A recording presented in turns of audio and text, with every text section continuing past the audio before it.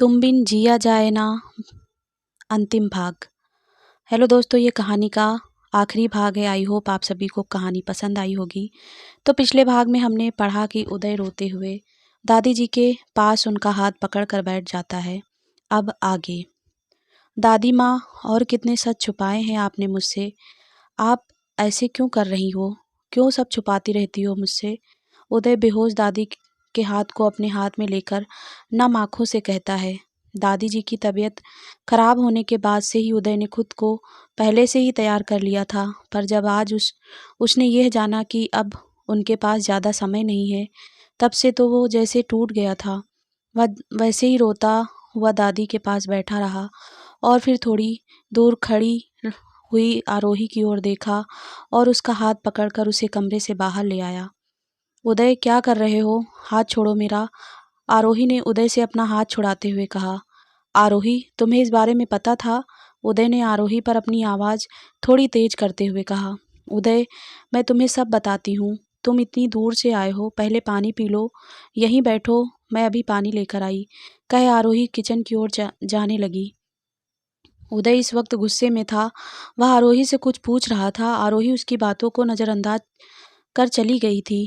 उदय एक गहरी सांस ले खुद के गुस्से को कम करता है और आरोही के पीछे किचन में चला जाता है। किचन में आरोही उदय के लिए जूस गिलास में निकाल रही थी। उसने पीछे से आ रहे उदय को नहीं देखा और जूस के गिलास में दवाई की एक गोली मिला दी। उदय ने ये सब देखा पर कुछ नहीं कहा। आरोही हाथ में जूस लेकर मुड़ती है तो उदय थोड़ी दूर पर ही उसके सामने खड़ा था। तुम यहाँ कब आए? अच्छा, ये लो जूस पी लो, फिर बात करते हैं। आरोही ने जूस के गिलास को उदय की ओर बढ़ाकर कहा। उदय ने गुस्से में उस जूस के गिलास को नीचे जमीन पर फेंक दिया। कांच के टूटने से आरोही डर कर कुछ कदम पीछे चली जाती है। आरोही, इसमें क्या मिलाया है तुमने? उदय ने आगे बढ़कर आरोही ने जो दवाई का बॉक्स फेंका था उसे निकालकर नाम पढ़ने लगा। नशे की दवा? आरोही, तुमने इसमें नशे की दवा मिलाई थी? उदय ने आरोही की ओर चौंक कर कहा और आरोही का हाथ पकड़कर उसे अपने साथ कमरे में ले आया। उदय नहीं चाहता था कि उनके रिश्ते का कोई भी तमाशा बने, इसीलिए वह उसे अपने साथ कमरे में ले गया। अब चुप क्यों हो? कुछ बोलो।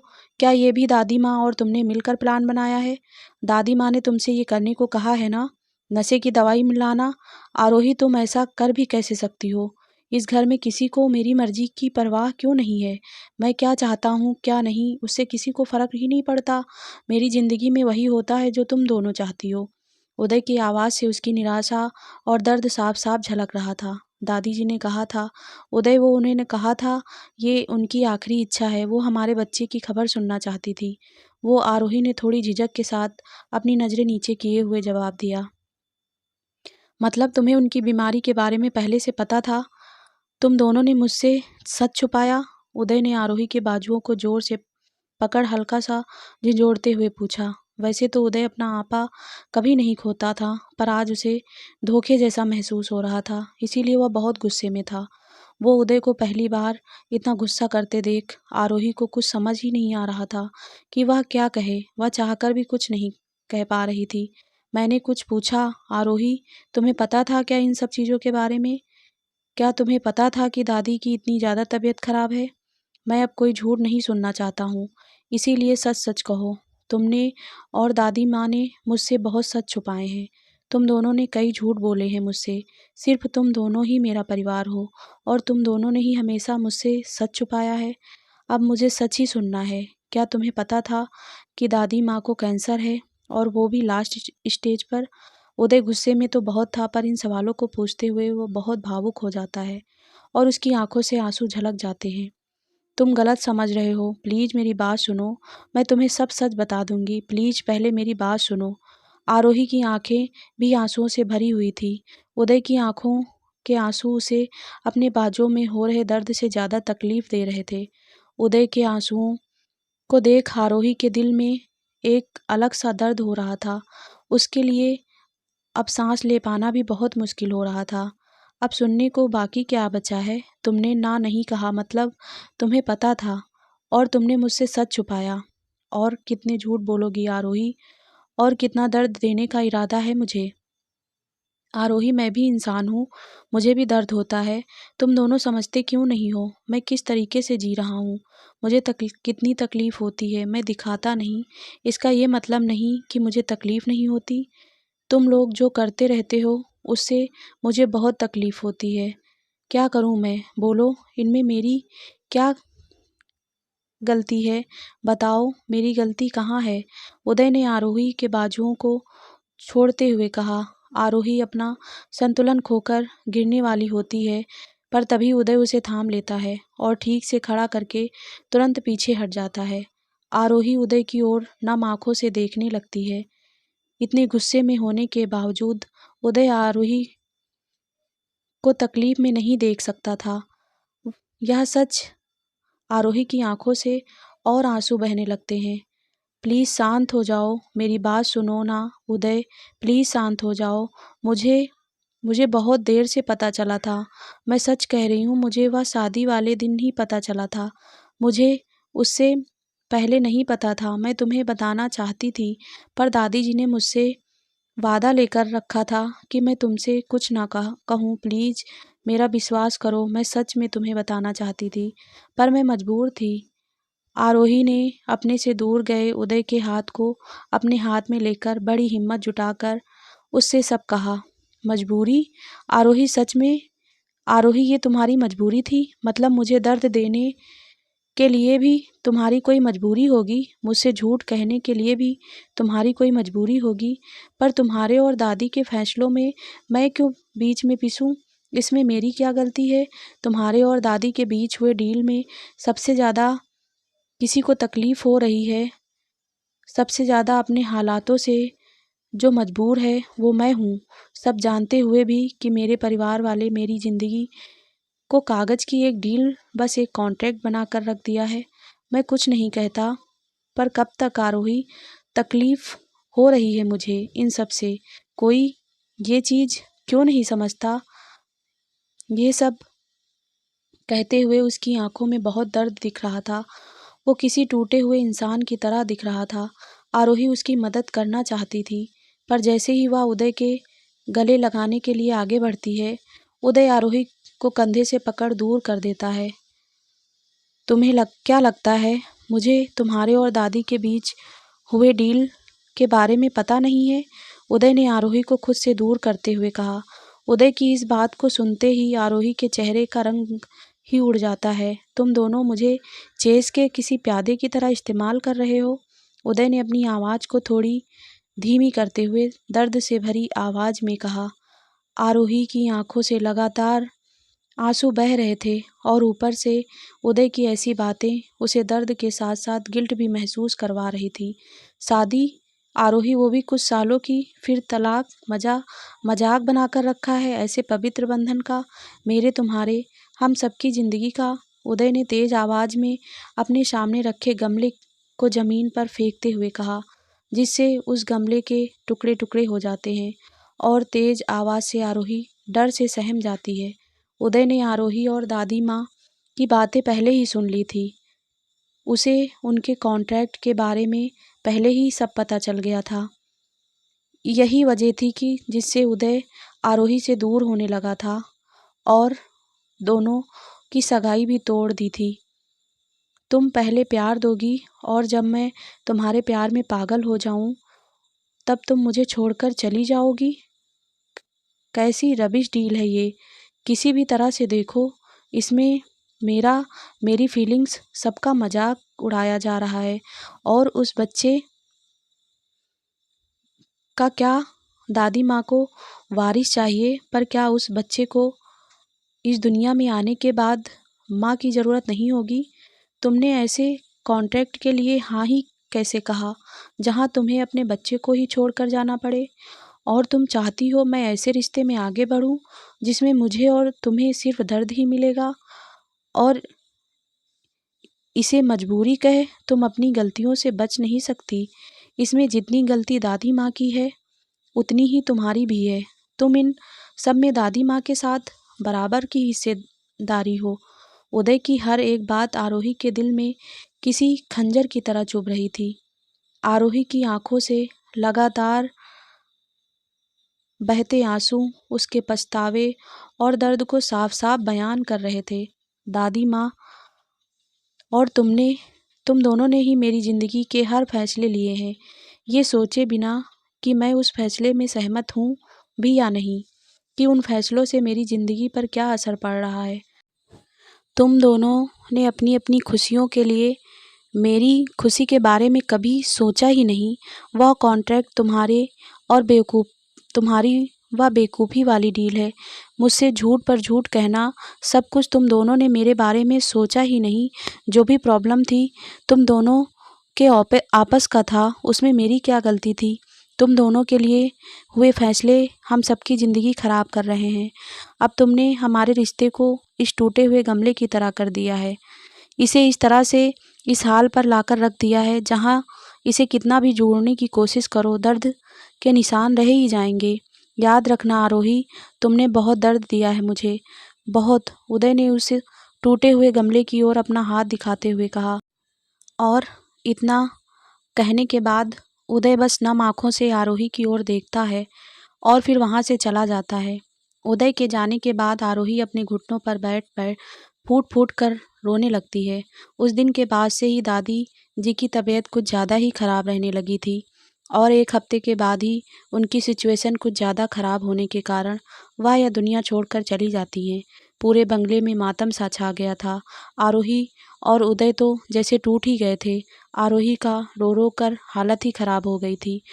वह कई चीज़ों के लिए खुद को भी दोष देने लगी थी। उदय दादी जी के देहांत के बाद घर से बाहर चला गया था, अपने मन को थोड़ा शांत करने के लिए।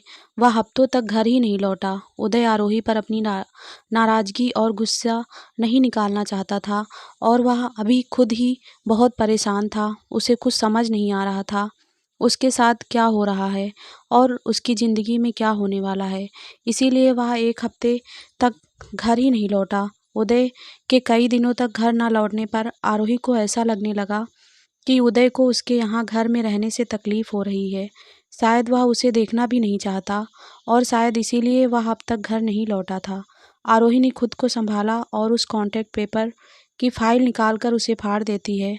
आरोही ने टुकड़े किए हुए उस कॉन्ट्रैक्ट पेपर को टेबल पर रख दिया और कागज़ निकालकर एक चिट्ठी लिखने लगी। चिट्ठी लिखने के दौरान उसकी आंखों से आंसू झलक झलक कर बार बार उस चिट्ठी पर गिर उसे भिगोए जा रहे थे। आरोही चिट्ठी, कॉन्ट्रैक्ट और डिवोर्स पेपर सब कुछ स्टडी टेबल पर संभाल कर रख देती है। मुंशी जी ने आरोही को रोकने की बहुत कोशिश की पर आरोही ने किसी की कोई बात नहीं सुनी। मुंशी जी ने उदय को कॉल कर उसे आरोही की खबर देने की कोशिश की पर उसने फ़ोन ही नहीं उठाया और आरोही वहाँ से चली जाती है। आरोही बिना कोई सामान लिए हुए खाली हाथ ही उस बंगले से बाहर चली जाती है। उदय जब 2 हफ्तों बाद घर लौटता है तो आरोही को वहाँ ना पाकर वह उसे घर में चारों ओर ढूंढता है। मुंशी जी उदय को आरोही के घर छोड़कर जाने की खबर देते हैं।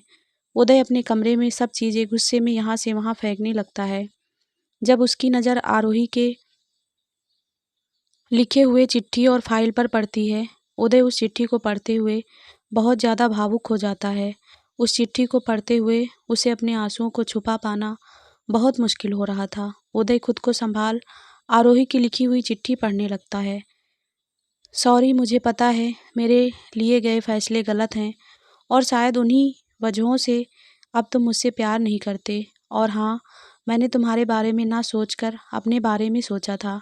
तुम सही थे, मैंने सिर्फ अपनी खुशी के बारे में सोचा था। कुछ महीनों के लिए ही क्यों ना हो, मैं तुम्हें अपना बनाना चाहती थी।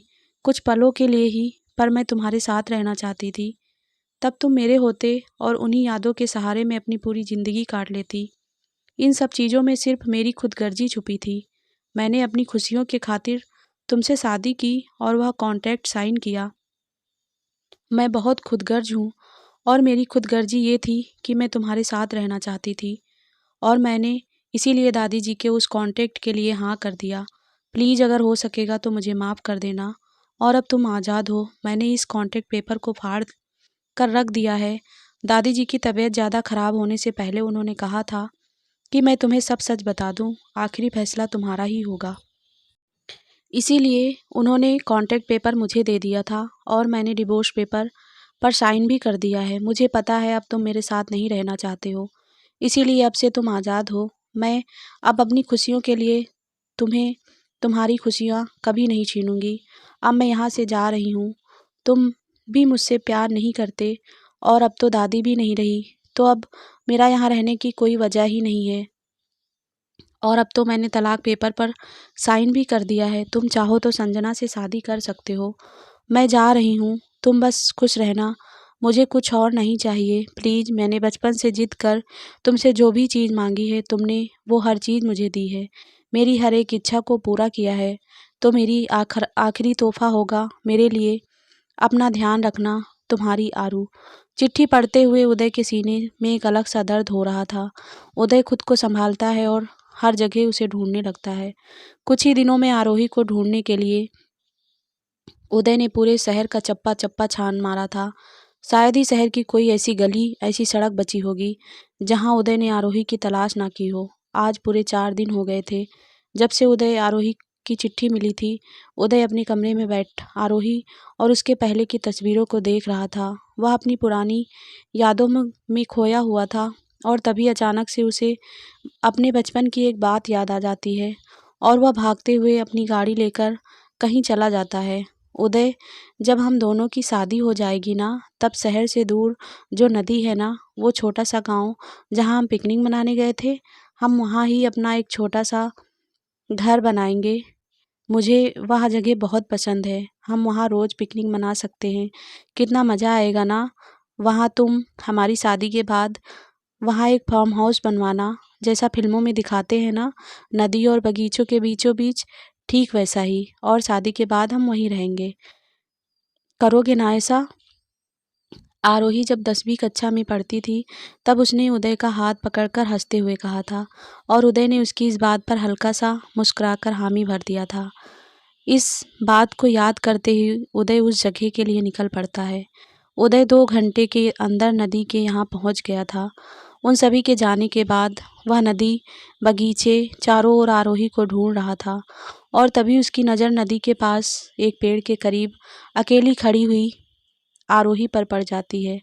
आरोही को देखते ही उसके चेहरे पर मुस्कान आ जाती है और आंखों में नमी दोनों एक साथ आ जाती हैं। आरोही नदी के किनारे खड़ी बस पानी की उन लहरों को देख रही थी। उदय आरोही के पास जाकर पीछे से आरोही को गले लगा अपनी बाहों में भर लेता है। आई लव यू आरोही। तुमने सोचा भी कैसे कि तुम भी मुझे छोड़कर चली जाओगी? पहले मम्मा पापा, अब दादी माँ और अब तुम भी मुझे अकेले छोड़कर जाने का सोच रही हो। तुम ऐसा सोच भी कैसे सकती हो? तुम्हारे बिना मैं कैसे जी पाऊँगा आरू? आई लव यू। तुम्हें पता नहीं तुमने इतने दिन तुमसे अलग होकर कितनी मुश्किलों से बिताए हैं मैंने। अब अगर तुम मुझसे दूर हो गई तो मैं जी नहीं पाऊँगा। मैं तुम्हारे बिना मर जाऊँगा। आरू, मेरे लिए इतना सब कुछ सह पाना बहुत मुश्किल हो रहा है। मैंने अभी अभी दादी माँ को खोया है।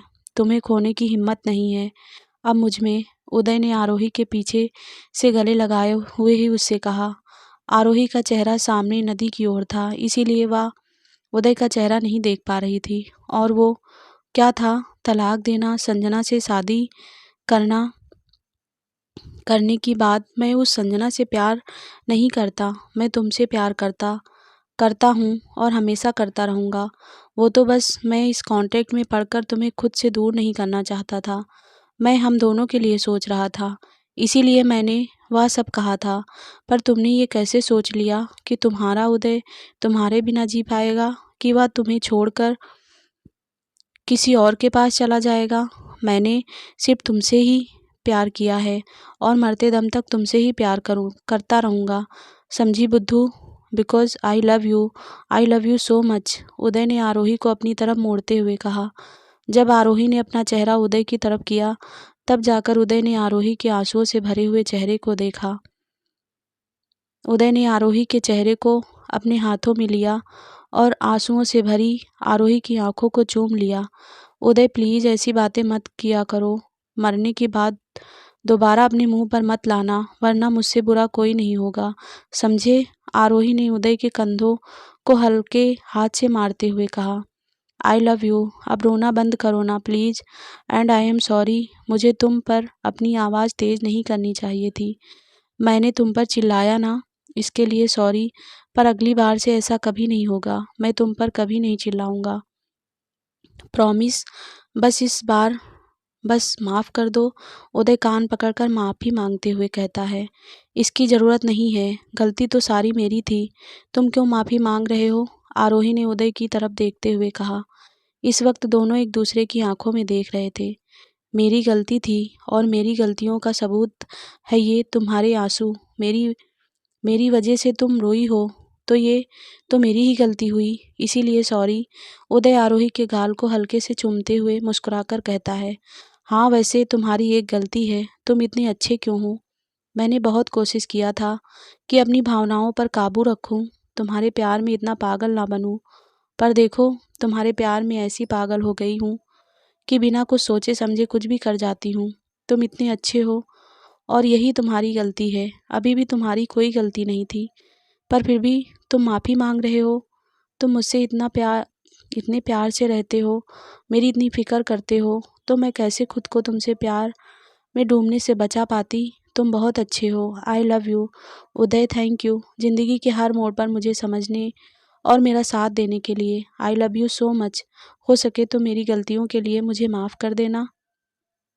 आरोही ने नम आँखों से कहा, आई लव यू टू। अच्छा ये सब सॉरी थैंक यू छोड़ और मुझे ये बता, ये सामने वाला बंगला कैसा है? तुझे ठीक ऐसा ही घर चाहिए था ना? उदय नहीं चाहता था कि आरोही और रोए, इसीलिए उसने बात को बदलते हुए कहा, हाँ बहुत सुंदर है, हम भी ऐसा ही बनवाएंगे।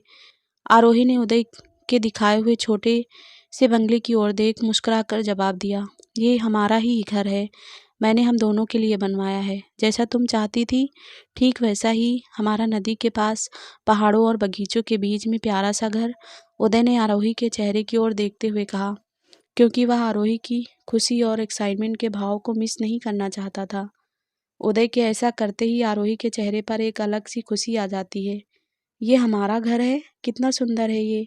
आरोही की आंखों में उस घर को देखते हुए एक चमक सी आ गई थी। हाँ पर तुमसे ज़्यादा नहीं। इतना कह उदय ने आरोही के होठों को चूम लिया और फिर उसे अपनी गोद में उठाकर उस बंगले के ओर ले जाने लगा। दोनों ने वहीं शहर से दूर अपना एक छोटा सा प्यारा सा संसार बसा लिया, जहाँ चारों ओर बस खुशियाँ ही खुशियाँ थी। तो दोस्तों ये कहानी यहीं पर समाप्त होती है। मैं उम्मीद करती हूँ कि आप सभी को ये कहानी पसंद आई होगी। कहानी थोड़ी सी छोटी थी, पर आई होप आप सभी को पसंद आई होगी।